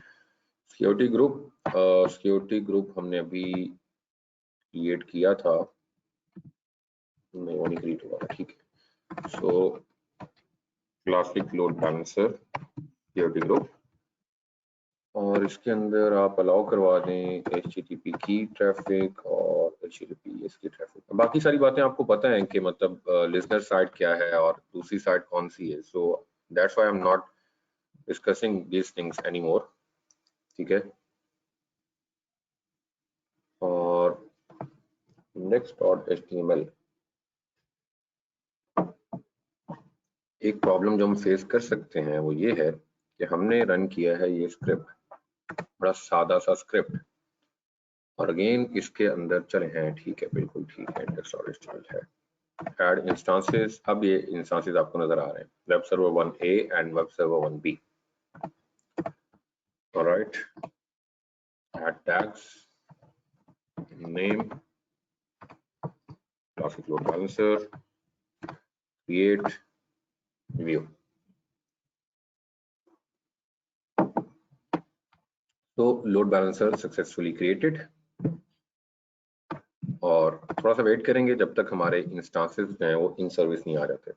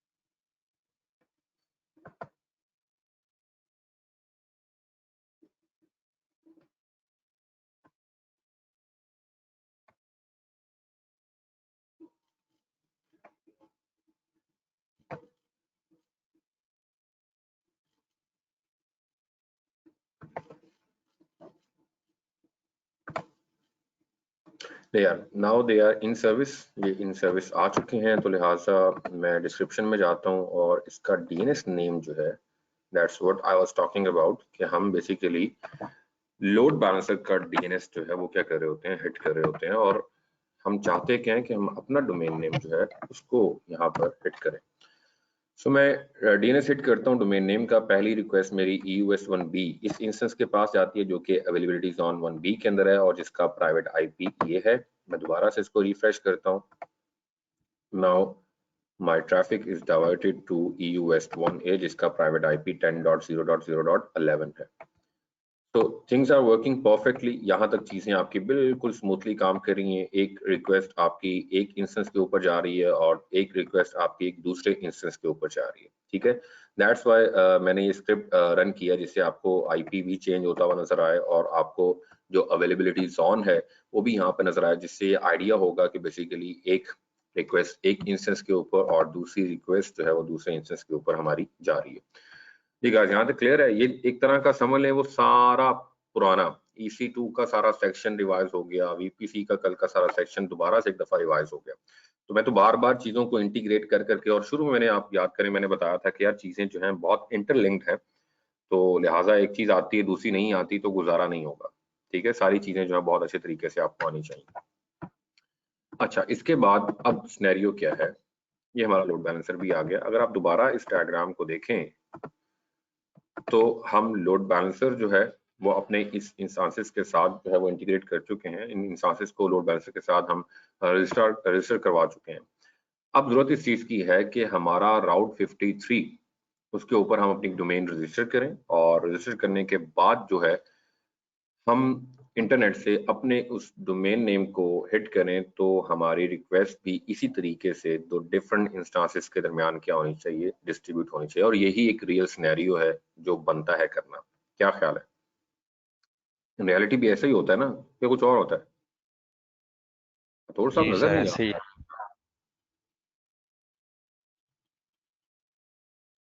थोड़ा सा जाग रहे हैं आज आप उसके सो रहे हैं? कोई हलचल नजर नहीं आ रही सर, सर मुझे क्लास बहुत वीरानी वीरानी सी लग रही है आज। नहीं सर, आज मेरे ख्याल से हर कोई डीएनएस समझना चाह रहे सही तरह। अच्छा सही है, सही, मतलब बहुत कीनली सुन रहे हैं इसका मतलब है। आखिरी दिन है, हमने कहा जितना जोर लगाना है आज ही जाग भाई ले सारा। जोर तो मेरा लग रहा है, आप लोगों का कहाँ लग रहा है जोर है? हम जरा देख रहे हैं, समझ रहे हैं सारी चीजें ना जो आप कह रहे हैं। चले चले, जबरदस्त। बस ऐसे ही साथ रहना जी आप लोगों ने। नहीं जी, एक हमारी EC2 का सेक्शन है, एक हमने लोड बैलेंसर खोला हुआ है, दूसरी जगह पर हमारा VPC है, और चौथी जगह पर आज हमारा राउट 53 खुला हुआ है। तो ये भी एक इंडिकेशन है कि यार हम 4 सर्विसेज को इस टाइम कॉमनली साथ लेकर चल रहे हैं। ठीक है, तो back to the route 53। Route 53 पे हम दोबारा वापस आए हैं, और जब आप डोमेन रजिस्टर करवाते हैं ना, तो दो तरह के होस्ट जोन जो है वो आपके लिए पहले से बन जाते हैं। बेसिकली नेम सर्वर्स हैं आपके, और अगर आप मतलब बड़ी इंपॉर्टेंट चीज है, बता रहा हूँ, याद रखिएगा, इससे रिलेटेड एक क्वेश्चन भी आएगा। ये जो नेम सर्वर्स है ना, अगर आपने फॉर एग्जांपल गूगल से पहले अपनी डोमेन रजिस्टर करवाई हुई है और अब आप आना चाहते हैं राउट 53 पे, तो बेसिकली ये वो नेम सर्वर्स हैं जो वहां पर जाकर आपको थर्ड पार्टी यानी कि गूगल के ऊपर जाकर आपको वहां पर अपडेट करने पड़ते हैं। ठीक है, तो ये वो नेम सर्वर्स हैं और इनको आपने डिलीट नहीं करना, कोई भी इनके साथ प्ले करने की कोशिश नहीं करनी। हम क्या करने जा रहे हैं, हम यार एक ना रेकॉर्ड सेट क्रिएट करने जा रहे हैं। ठीक है, और उसके अंदर एक मैं बनाता हूँ सिंपल www.technologyhub.link। याद रहे कि मेरी जो डोमेन है वो बड़ी सस्ती वाली है, वो .link वाली है, .com वाली नहीं है। ठीक है, और टाइप मैं रखता हूँ A टाइप, और A टाइप के अंदर मैं अभी क्या करता हूँ, अभी यहाँ से मैं एलियस यूज करता हूँ, और एलियस के अंदर मैं टारगेट करता हूँ अपने लोड बैलेंसर को, जो कि यहाँ पर अभी अपडेट नहीं हुआ, कोई बात नहीं। टारगेट एलियस रिफ्रेश करते हैं यार, मेरा ख्याल है ये पहले से पेज खुला हुआ था, दफा रिफ्रेश कर लेते हैं जी। क्रिएट करते हैं रैकेट सेट, और www.technologyhub.link A और alias के अंदर target name. Now you can see here is my load balancer CLB EUS1 ELB Amazon. तो ये मैं load balancer को hit कर रहा हूँ और उसके बाद simply what I'm gonna do, I'm gonna just create it. तो ये मेरा एक जो है वो क्या हो गया, ब्रैकेट सेट जो क्रिएट हो गया एलियस विद एलियस। और एक और काम करते हैं, एक बिल्कुल सादा बनाते हैं और सादे के अंदर भी मैं लोड बैलेंसर और इसको सिंपली क्रिएट कर देता हूँ। ले यार, अब ये मेरा बेसिकली जो www.technologyhub.link है, ठीक है, ये मेरा होस्ट नेम, ये बेसिकली क्या करेगा, मेरे लोड बैलेंसर को जो है, मेरे इस DNS को रिजॉल्व करेगा इस लोड बैलेंसर के होस्ट नेम में, और वो उसको राउट 53 इसको रिजॉल्व करेगा होस्ट नेम इसको करेगा उसके अंदर IP के अंदर उसके, और मेरी ट्रैफिक जो है वो इंस्टांसेस के ऊपर जा रही होगी। ठीक है, तो मैं इसको यहाँ पर आकर पेस्ट करता हूँ। जी, मैंने अपने ही DNS को हिट किया है, तो मेरी पहली request you guys can see EUS1A के ऊपर गई है। दोबारा रिफ्रेश करता हूँ तो अब मेरी जा रही है 1B के ऊपर, दोबारा रिफ्रेश करता हूँ 1A के ऊपर, दोबारा रिफ्रेश करता हूँ 1B के ऊपर। ये इतना ही आसान है जितना आप लोगों को इस टाइम नजर आ रहा है। दैट मीन्स कि अब यहाँ पर चलें, एक लाइन ना होती, एक पूरी वेबसाइट होती, तो यार खूबसूरती नहीं है कि आपने इस पूरे कोर्स प्लान के अंदर एटलीस्ट इतना सीख लिया कि यार अपनी डोमेन कैसे रजिस्टर करवा के, लोड बैलेंसर कैसे आपने यूज करना है, कस्टम VPC कैसे क्रिएट करना है, और उसके अंदर आपके इंस्टांसेस जो हैं उनको security groups and all the things which we have studied, जो कुछ हमने पढ़ा। So that's the beauty of this course कि एटलीस्ट कम से कम आप कोई एक सिनेरियो जो है वो कंप्लीटली फ्रॉम स्क्रैच टू जी जो हमने बिल्ड किया है उसकी अंडरस्टैंडिंग आप लोगों को बिल्ड हो रही है। Don't think about it, it's a online web page. You can think it as a web page. ये पूरा एक वेब पेज है यार आपका। ठीक है, आप डेवलपर्स नहीं है, हमने पूरी वेबसाइट क्रिएट नहीं की, लेकिन एक पेज अगर रन हो रहा है तो इसका मतलब पूरी वेबसाइट भी रन हो सकती है। डेवलपर्स नहीं है तो डेफिनेटली काम आप डेवलपर से ही करवाएंगे ना, फिर खुद तो नहीं करेंगे, वेबसाइट अब खुद बनाने तो नहीं बैठेंगे जो लोग डेवलपर्स नहीं है। जी, यहाँ तक सब लोग साथ हैं। तो अभी मैंने सर साथ हैं, एक क्वेश्चन था। जी जी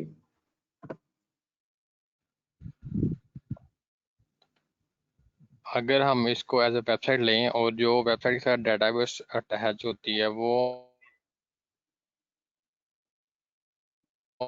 हम S3 की सर्विस अगर इसमें लगाएं,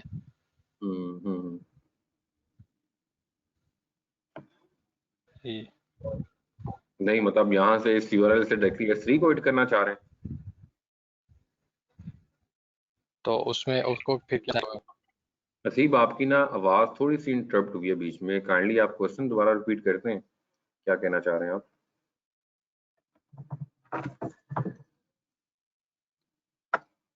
यार किसी और को हसीब का क्वेश्चन समझ आया तो काइंडली मुझे जरा आप वो बता दे। हसीब की आवाज मेरा ख्याल है इंटरप्ट हो रही है थोड़ी सी। सर ये मेरे ख्याल से पब्लिक से प्राइवेट नेटवर्क की बात कर रहे हैं, प्राइवेट इंस्टांस को एक्सेस करने की बात कर रहे हैं। अच्छा, प्राइवेट इंस्टांसेस को एक्सेस है, प्राइवेट इंस्टांसेस नाम भी आप प्राइवेट ले रहे हैं और उनको आप कह रहे हैं एक्सेस भी करना चाह रहा हूँ, तो बात तो आप खुद आपकी अपनी बात जो है वो कन्फ्लिक्ट कर रही है। सर वो S3 का कहा है उन्होंने, और आई बिलीव वो उनको एक्सेस करना चाह रहे हैं थ्रू दिस डोमेन, थ्रू यार को ये इनके साथ कनेक्ट। मैं अगर वो S3 की खाली मुझे बस S3 का वर्ड समझ आया तो मैं आंसर कर रहा हूँ कि यहाँ पर आप देखें S3 वेबसाइट एंड पॉइंट है। हाँ भाई, अभी तो कुछ कन्फिगर नहीं ना किया हुआ, तो ये S3 के ऊपर भी बेसिकली हम एक स्टैटिक वेबसाइट जो है वो रन कर सकते हैं, तो यहाँ से आप डायरेक्टली हिट कर सकते हैं कि इसको S3 को भी कर सकते हैं। क्लाउड फ्रंट है, इलास्टिक बीनस्टॉक है, जहाँ पे आप आपकी एप्लीकेशन, वेब एप्लीकेशन जो आप रन कर सकते हैं, ठीक है, APIs हैं, VPC एंड पॉइंट्स हैं, उनको हिट कर सकते हैं आप। तो हर कुछ यार यहाँ मौजूद है, तो मतलब ना वाली तो बात ही कोई नहीं है।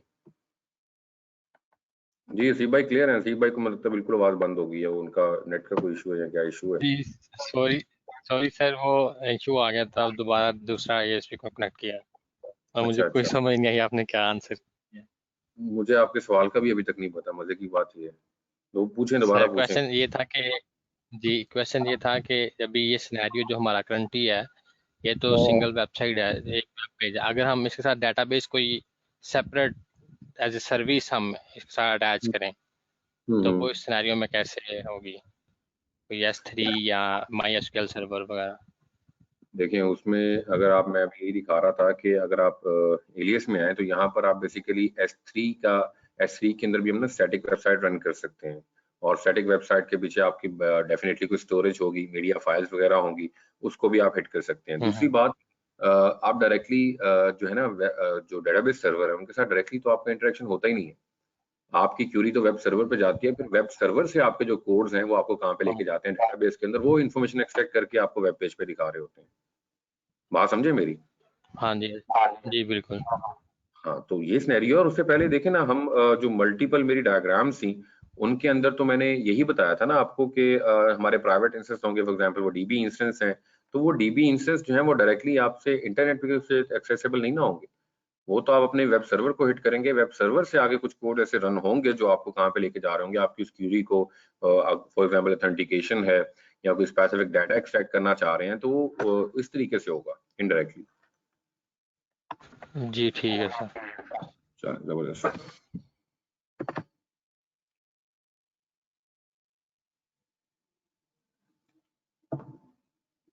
एंड्रॉयड एप्लीकेशन कैसे लॉन्च करते हैं, इसकी अब करवा देंगे यार। सवाल माइक पे पूछ लें, मेहरबानी आपकी।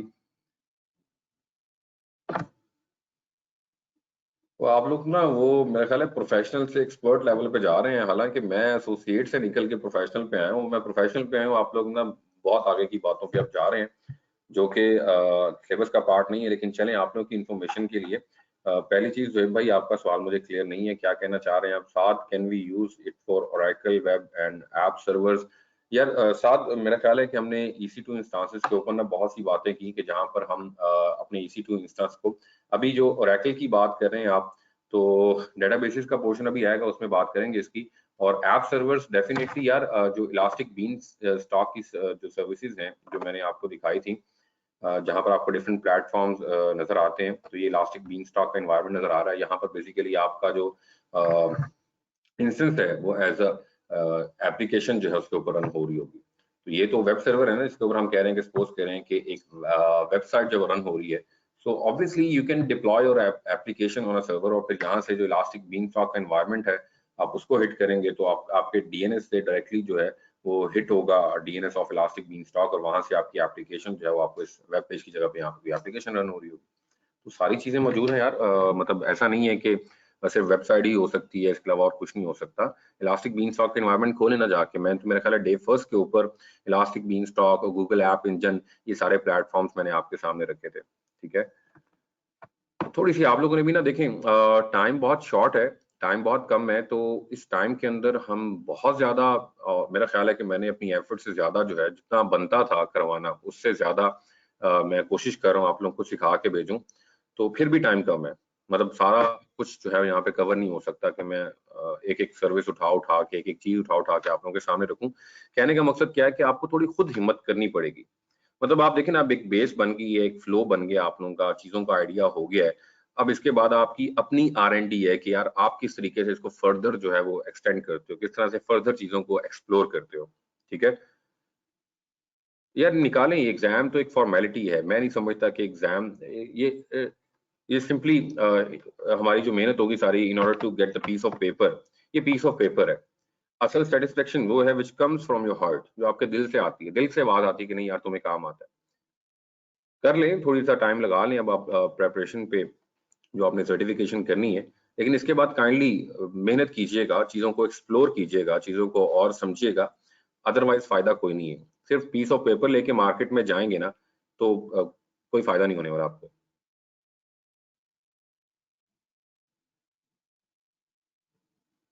यार ले लें पीस ऑफ पेपर, मैं ये तो नहीं कह रहा कि पीस ऑफ पेपर ना लें, मैंने कहा लेकिन पीस ऑफ पेपर हाथ में हो ना, और आता कुछ ना हो, तो ऐसे ही होता है कि एक बंदे के पास बहुत खूबसूरत सी गाड़ी है, बड़ी लग्जरी गाड़ी है, ठीक है। गाड़ी, यहाँ आप कह लें गाड़ी है तो उसके पास उसको चलानी नहीं आती, लाइसेंस भी है, गाड़ी है लेकिन गाड़ी चलानी नहीं आती, तो डेफिनेटली वो गाड़ी को जाके कहीं ना कहीं पे हिट ही कर देगा। हाँ जी मिल जाएगा जी, मिल जाएगा।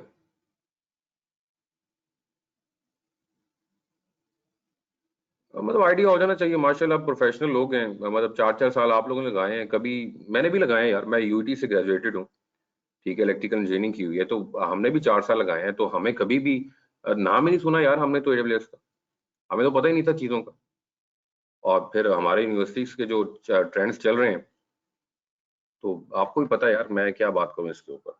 एनी हाउ, तो we are trying our best कि हम मैक्सिमम चीज़ों को जो है वो कवर करें, लेकिन फिर भी आप लोगों के कुछ रेलिवेंट क्वेश्चंस हैं, मैं उनको कंसिडर करता हूँ बिल्कुल भी, कोई मसला नहीं है। आगे मजीद जी कोई कुछ कहना चाह रहा है, कोई सवाल है जी किसी का? जी ये राउट 53 कंप्लीट हो गया सर? नहीं यार अभी तो शुरू हुआ है। अच्छा जी, ठीक अभी है, तो चल कंटिन्यू करें फिर। बिल्कुल ऐसे ही सर, आजकल तो डिमांडिंग है ये सर्टिफिकेशंस। ये आजकल तो लोगों को बस ना नए चस्के चाहिए जी। क्लाउड आता है आपको, वो जो है वो क्या मीन स्टैक आता है, फुल स्टैक आता है आपको, इस तरह की चीजें पूछ पूछ के चस्के लेते हैं लोग मार्केट के अंदर। जब आप इंटरव्यू के लिए जाते हैं, खुद बेशक आता हो ना आता हो, आपसे पूछते हैं इसके बारे में क्या ख्याल है, इसका आइडिया है आपको, इसका आइडिया है। एक बंदा क्या क्या करे। टेक्नोलॉजी की फील्ड भाई समंदर है, समंदर कभी ना एंड होने वाली। इसका एंड आपकी सांसों पे है, आपकी सांसें खत्म होती है तो समझ आपके लिए टेक्नोलॉजी खत्म हो गई, बाकी तो एंडलेस है। और फिर भी चलती जाती है बाकियों के लिए। वही कह रहा हूँ ना, ये तो एंडलेस है, इसमें आप चीजें करते जाएं, एंड कोई नहीं है। चलें यार वापस आते हैं टॉपिक की तरफ, टाइम हमारे पास ऑलरेडी जो है वो शॉर्ट है। सो अभी आपने देखा कि किस तरीके से हम एलियस को यूज कर रहे थे, host name to AWS resource, यानी कि एक होस्ट नेम था फॉर एग्जांपल हमारा टेक्नोलॉजी हब डॉट लिंक, और उसको हमने क्या किया, उसका यूज किया किसके साथ, AWS रिसोर्स के साथ। और AWS रिसोर्स यहाँ पे क्या था, बेसिकली वो आपका लोड बैलेंसर था, ठीक है। सो इसके अलावा इंपॉर्टेंट चीजें जो आप लोगों ने याद रखनी है वो ये रखनी है कि Route 53 can use public domain names you own or you buy। वो तो अभी हमने किया, पब्लिक डोमेन नेम मैंने जो परचेज किया वो पब्लिक डोमेन नेम है। For example application1.myapplicationdomain.com। Private domain names that can be resolved by your instances in your VPCs। अगर आपने अपने प्राइवेट डोमेन के अंदर मतलब आपके इंटरनल प्राइवेट सबनेट्स है, प्राइवेट डोमेन्स हैं, आपने रिजॉल्व करने हैं तो वो भी हो जाते हैं राउट 53 के अंदर। And Route 53 has advance features such as load balancing through DNS, also called client load balancing। आपका जो राउट 53 है ये बेसिकली क्या करता है, लोड बैलेंसिंग भी करता है ऑटोमेटिकली। ऑल्दो हमने भी लोड बैलेंसर अटैच किया हुआ है भाई, अगर लोड बैलेंसर ना भी अटैच करूं तो ये क्या करता है, लोड बैलेंसिंग कर सकता है, इसके अंदर ये बिल्ट इन फीचर है। लेकिन उसके लिए हमें कुछ राउटिंग पॉलिसीज जो है वो देखनी पड़ती हैं, जिसमें simple, fail over, geo location, latency, weighted, multi value, ये भी मैं डिस्कस करूंगा तो आपको आइडिया होगा यार क्या कमाल सर्विस है यार AWS की, कि राउट 53 जो है आप इससे डोमेन रजिस्टर भी करवा रहे हैं, इससे आपसे DNS के मसले मसाइल भी हल करवा रहे हैं, इससे आप हेल्थ चेक्स की सर्विसेज भी ले रहे हैं, और ये एज अ लोड बैलेंसर भी काम कर रहा है। That's the beauty of route 53, ठीक है। सो राउटिंग पॉलिसीज के थ्रू आप क्या करवा सकते हैं, इससे आप लोड बैलेंसिंग भी अचीव कर सकते हैं। और again health checks, this is a good option. Limited है, बहुत ज्यादा डिटेल्ड में हम हेल्थ चेक्स के फीचर्स नहीं है इसके अंदर, बट स्टिल जितने हैं these are more than sufficient. And you pay $0.50 per month per hosted zone. Per hosted zone के ऊपर, एक होस्टेड जोन आप क्रिएट करते हैं तो उसके ऊपर आपको मंथली जो है वो $0.50 जो है वो बिल पड़ रहा होता है, ठीक है। तो ये भी आप लोगों ने माइंड में रखना है, पर होस्टेड जोन की बात हो रही है, जैसे मैंने अभी एक होस्टेड जोन क्रिएट किया। अच्छा, इसके अलावा प्राइसिंग एंड कॉस्ट ओवरव्यू अगर देखा जाए राउट 53 का, so free tier is not available for Route 53। Free tier account के अंदर रहते हुए आप कोई काम नहीं कर सकते। मैं जितना भी कर रहा हूँ डेफिनेटली आई हैव टू पे फॉर दैट, मैं इसके लिए पे करूंगा, और हर बार ही करना पड़ता है। सो किस किस चीजों के ऊपर कॉस्ट पड़ती है आपको, नंबर ऑफ होस्टेड जोन के ऊपर, जैसे मैंने अभी बताया कि $0.50 आपको पर होस्टेड जोन पड़ती है पर मंथ, ठीक है। ट्रैफिक फ्लो के ऊपर पर पॉलिसीज कन्फिगर करते हैं, उन पॉलिसीज के ऊपर जितने भी ट्रैफिक फ्लो करती है उसके ऊपर बिल पड़ता है। स्टैंडर्ड क्यूरीज के ऊपर पड़ता है, लेटेंसी बेस्ड राउटिंग करवाते हैं उसके ऊपर पड़ता है, और जियो डीएनएस क्यूरीज के ऊपर पड़ता है, हेल्थ चेक्स के ऊपर पड़ता है, और रजिस्टर करवाने में और ट्रांसफर करवाने में एक डोमेन को तब भी आपको बिल पड़ता है। तो अंडर द फ्री टियर ये बिल्कुल भी अवेलेबल नहीं है, तो जो करे ज़हन में रखे कि उसको बिल पड़ेगा, ठीक है। अच्छा, इसके बाद मजीद आगे चलें हम, तो मैं टीटीएल की तरफ आता हूं, लेकिन जरा यहाँ पर आते हैं पहले, ये इंपॉर्टेंट चीज है डिस्कस करने के लिए, सीनेम वर्सेस एलियस। जरा फोकस कीजिएगा। एडब्ल्यूएस के कुछ रिसोर्सेज हैं, जैसे हमारे पास लोड बैलेंसर है, क्लाउड फ्रंट है, expose and AWS host name. ये किसको एक्सपोज करते हैं? एडब्ल्यूएस के होस्ट नेम के तौर पर एक्सपोज होते हैं। जैसे लोड बैलेंसर को भी मैं दिखा रहा था आप लोगों को, लोड बैलेंसर को मैं दिखा रहा था, तो लोड बैलेंसर अगर आप देखें तो CLB, उसका आगे पूरी आईडी, फिर EU West 1 ELB Amazon AWS.com। That means ये URL ही, ये उसका DNS ही क्या कर रहा है, ये बेसिकली DNS है। DNS क्या रिप्रेजेंट कर रहा है? DNS से मतलब ये क्लियर हो रहा है कि this is the AWS resource, ये कोई AWS का रिसोर्स है। तो वो यही बात कर रहा है कि बेसिकली AWS के जो भी रिसोर्स है ना, जैसे लोड बैलेंसर हो गया, क्लाउड फ्रंट हो गया, कहते हैं एक्सपोज करते हैं कि this is an AWS host name. जैसे ये लोड बैलेंसर का वो एक बता रहा है, एंड यू वांट, और आप क्या चाहते हैं? आप चाहते हैं myapp.mydomain.com। ये एक चैलेंज है ना। चैलेंज क्या है? जो मैंने शुरू में बताया था आप लोगों को कि यार जब हम लोड बैलेंसर अटैच करते हैं तो हमने लोड बैलेंसर का DNS सेट करना पड़ता है। तो DNS तो वो तो फिर AWS के रिसोर्स को रिप्रेजेंट कर रहा होता है, और मैं क्या चाहता हूँ, मैं तो कोई अपनी डोमेन चाह रहा होता हूँ। तो उसके लिए फिर आपके पास जो है ना दो ऑप्शन है, CNAME एंड एलियस। CNAME के अंदर क्या होता है? Points the host name to any other host name. आप CNAME को यूज करते हुए एक होस्ट नेम को यूज करके किसी भी दूसरे होस्ट नेम को पॉइंट आउट कर सकते हैं। जैसे for example app.mydomain.com and blah blah blah .anything.com, ठीक है। सो लेकिन यहाँ पे एक लिमिट है। लिमिट क्या है? Only for non root domain, only for non root domain. Root domain के लिए आप इसको यूज नहीं कर सकते। For example aka.something.mydomain.com, this is a non root domain, इसको आप यूज कर सकते हैं। और alias points a host name to AWS resource. Alias में क्या होता है? आपका होस्ट नेम पॉइंट कर रहा होता है किसको? AWS रिसोर्स को। जैसे प्रैक्टिकली अभी मैंने आपको करके दिखाया। क्या करके दिखाया? ये मेरा होस्ट नेम था, that one, and basically this is pointing, this is a record. A record के अंदर मैंने एलियस की ऑप्शन को चूज किया था, यस किया था, and this is representing the AWS resource, ठीक है। तो वो यही बात कह रहा है कि जो आपका, let me clear the screen, वो यही कह रहा है कि पॉइंट्स ऑफ एलियस क्या करता है? पॉइंट करता है होस्ट ने, एलियस में एक होस्ट नेम पॉइंट कर रहा होता है किसको? AWS रिसोर्स को। फॉर एग्जांपल जैसे मेरा था www.technologyhub.link, और वो रिप्रेजेंट कर रहा था AWS के रिसोर्स को। और alias, the beauty of alias is it works for root domain and non root domain, ठीक है। जैसे यहाँ पर एक something.mydomain.com था, इसको आप छोड़ दें। something.mydomain.com है, ये एक नॉन रूट डोमेन थी। ये क्या थी? mydomain.com, ये रूट डोमेन है। तो रूट डोमेन और नॉन रूट डोमेन दोनों के साथ एलियस काम कर सकता है, लेकिन CNAME जो है वो सिर्फ जो है नॉन रूट डोमेन के साथ something.mydomain.com के साथ सिर्फ रिजॉल्व किया जा सकता है। दैट मींस के एलियस को यूज करना चाहिए, क्योंकि रूट और नॉन रूट डोमेन दोनों के लिए है, और फ्री ऑफ चार्ज, मतलब इसको यूज करने पे आपको कोई चार्ज नहीं पड़ता। एंड नेटिव हेल्थ चेक इसके अंदर, मतलब पैदाइशी तौर पर जो हमने बनाया है, तो हेल्थ चेक्स की ऑप्शन इसके ऊपर अनेबल होती है, मिलती है आपको, ठीक है।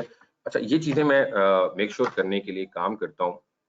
जैसे अभी देखिए मैंने एलियस पे यस किया हुआ है ना, तो आपके पास एवेलुएट टारगेट हेल्थ चेक, इसकी ऑप्शन आ रही है, इसकी ऑप्शन आ रही है, आप यस नो कर सकते हैं। बट द मोमेंट मैं यहाँ से एलियस को रिमूव करता हूँ, नो करता हूँ यहाँ पे, अब आप देखें नीचे आपको कोई वो हेल्थ चेक्स की ऑप्शन नजर नहीं आ रही। तो ये एक पॉइंट था इंपॉर्टेंट, जो यहाँ पे आपको एंड लाइन पे नजर आया। नेटिव हेल्थ चेक, एलियस के अंदर हेल्थ चेक की ऑप्शंस हैं, जबकि जो CNAME है या उसके अलावा जो भी है उनके पास हेल्थ चेक की ऑप्शंस नहीं होती।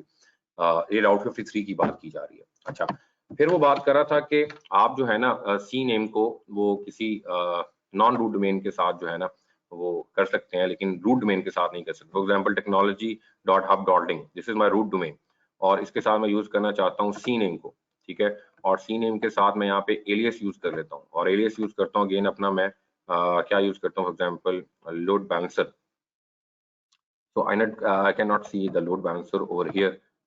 CNAME के साथ मैं उसको नहीं यूज कर सकता। देखो पहले से मैं अटैच कर चुका हूँ, इसलिए मुझे उसका ऑप्शन नजर नहीं आ रही। तो उसके लिए करना क्या पड़ेगा, फॉर एग्जांपल मैं इन रैकेट्स को पहले डिलीट कर देता हूँ जो मैंने अभी बनाए थे। Delete racket set, okay. तो technology.hublink.com और यहाँ से हम चूज करते हैं जी CNAME एंड एलियस। अच्छा, एलियस के साथ CNAME बिल्कुल हम दोनों एक साथ यूज करें, बिल्कुल गलत करें। वैल्यू यहाँ पर आप चूज कर सकते हैं। फॉर एग्जांपल मैं यहाँ पर लोड बैलेंसर का यूज कर लेता हूँ, या मैं सिंपल जो है IP यूज कर लेता हूँ। IP तो रिजॉल्व हो जाएगा।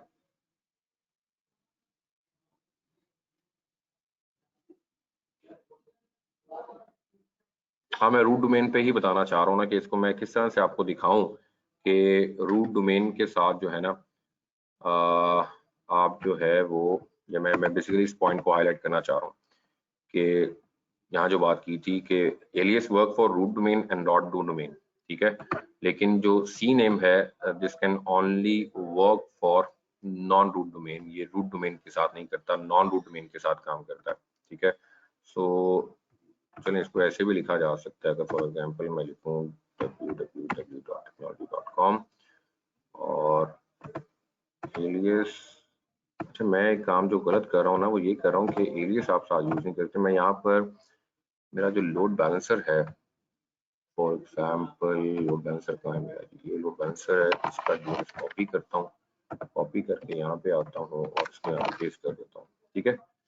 तो ये बेसिकली नॉन रूट डोमेन थी और इसको मैंने CNAME चूज किया और ये वैल्यू ऐड कर दी और क्रिएट किया, तो ये क्रिएट हो गया, ठीक है।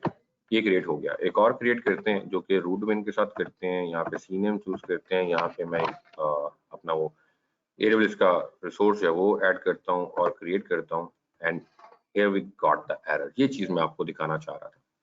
और ये चीज क्या दिखाना चाह रहा था, अगेन आप लोग देख सकते हैं कि मैंने यहाँ पे रूट डोमेन लिखी है technologyhub.link, ऑप्शन मैंने चूज की है, टाइप मैंने चूज की है CNAME और इसके साथ मेरा जो AWS रिसोर्स है। तो यही बात कर रहा था कि ये रूट डोमेन के साथ जो है ना आप किसी होस्ट नेम को, किसी भी AWS रिसोर्स को या कोई भी होस्ट नेम, जैसे मैं दोबारा स्क्रीन पे आता हूँ यहाँ पर, तो ये बात पढ़िएगा कि pointed a host name by any other host name, किसी भी होस्ट नेम को, वो AWS का भी हो सकता है, AWS का कोई और भी हो सकता है। जैसे app.domain.com, मेरी बेसिकली क्या है यहाँ पे technologyhub.com, और उसको मैं बेसिकली किसके साथ कर रहा हूँ, लोड बैलेंसर के होस्ट नेम के साथ। कहता है तुम कर सकते हो किसी भी होस्ट नेम के साथ, वो AWS का भी हो सकता है, वो कोई और भी हो सकता है, लेकिन एलियस के अंदर होस्ट नेम सिर्फ पॉइंट आउट करेगा किसको, AWS के रिसोर्स को। लेकिन CNAME के अंदर आपका होस्ट नेम किसी भी होस्ट नेम को, वो AWS भी हो सकता है, वो कोई और भी हो सकता है, उसको क्या कर सकता है, पॉइंट कर सकता है। लेकिन सिर्फ किसके लिए, नॉन रूट डोमेन्स के लिए। रूट डोमेन्स के लिए नहीं आप CNAME को यूज कर सकते। तो यही मैंने यहाँ पर थोड़ा सा प्रूफ करने की कोशिश की है कि अगर मैं रूट डोमेन यूज करता हूँ और उसके साथ मैं CNAME को यूज करता हूँ और वो पॉइंट आउट करता है AWS रिसोर्स को, कहता है ये काम नहीं हो सकता। और इससे पहले मैंने यहाँ पे www.technologyhub.link लिखा था, तो उसको उसने एक्सेप्ट कर लिया था। तो that's the thing I want two point out. और अगर आप इसको एलियस के साथ यूज करते हैं तो आपको पता है एलियस के साथ हम पहले भी यूज कर चुके हैं।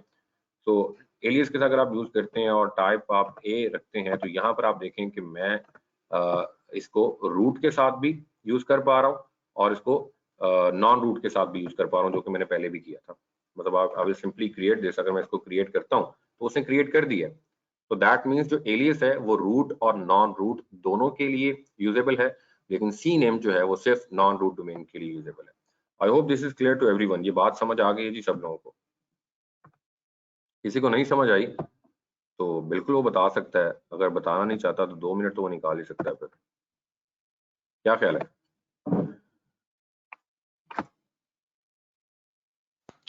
सर 2 मिनट नहीं 45 मिनट चाहिए ब्रेक के लिए। तो ब्रेक चाहिए अब?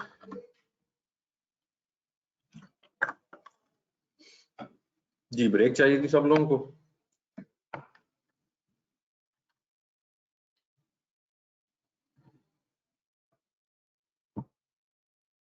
ब्रेक के लिए तैयार बैठे हैं सर हम।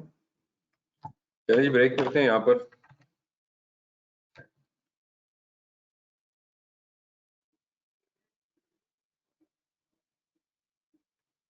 हाफ और पढ़ा दूं?